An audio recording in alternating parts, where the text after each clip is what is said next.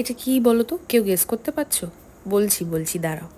এই যে এই কফিটার সাথে আমি এখানে চিনি মিক্স করে অল্প গরম জল দিয়েছিলাম, এটাই মিক্সিতে ঘুরিয়ে নিচ্ছিলাম। আজকে একটু হঠাৎ করে এই ইচ্ছে হলো যে কোল্ড কফি খাবো, তো চলো সেটাই এখন রেডি করে নিই।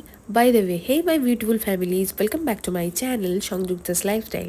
যেহেতু আমি কোল্ড কফি বানাবো, সেই জন্য আমি একটা বাটিতে দুধ নিয়ে সেটাকে ফ্রিজের মধ্যে কিছুক্ষণ রেখে দিয়েছিলাম। বাট দেখো, সাবধানে নিয়ে আসছিলাম যাতে হাত থেকে না পড়ে যায়, সেই ঢালার সময় তো পড়েই গেল। আর আরেকদিকে আমি ফ্রিজ থেকে বরফটা বের করে সেটাকে একটু ভেঙে নিচ্ছিলাম।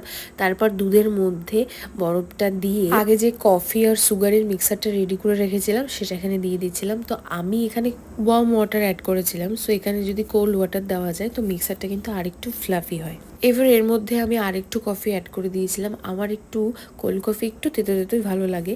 যাই হোক, তারপর এটা মিক্সিতে ঘুরিয়ে নিয়েছিলাম আর দেখো অল্প পড়েও গিয়েছিল। এবার এটাকে আমি বের করে নিয়েছিলাম, এরকম জাস্ট ফ্ল্যাপি হয়েছিল দেখতে। আর এদিকে আমি সবগুলো গ্লাসের মধ্যে রেডি করে নিয়েছিলাম কফি সিরাপটা।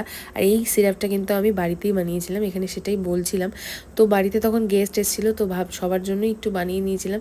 আর একে একে আমি সবগুলো গ্লাসে ঢেলেও নিচ্ছিলাম। আর লাস্টে আমি এখানে একটু চকলেট অ্যাড করে দিচ্ছিলাম। আমার কাছে ফ্রিজে 5 স্টার ছিল, তো আমি এটাই দিয়েছিলাম। তোমরা চাইলে আরও অন্য কিছু দিতে পারো। আর এদিকে দেখো, গরমে একদম পুরো ঘেমে গেছি। যাই হোক, অ্যাট লাস্ট আমার কোল্ড কফি রেডি হয়ে গেছে।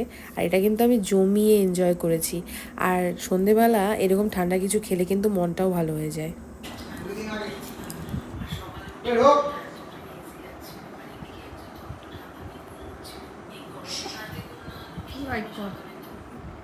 মারাত্মক। ভালো খেতে যাচ্ছিলে না রে?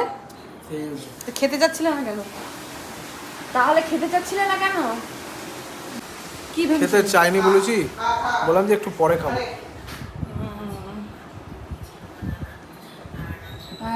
রাখলে তো না, পুরোটা খেয়ে নিলে। আর একটু লাগছে না কি?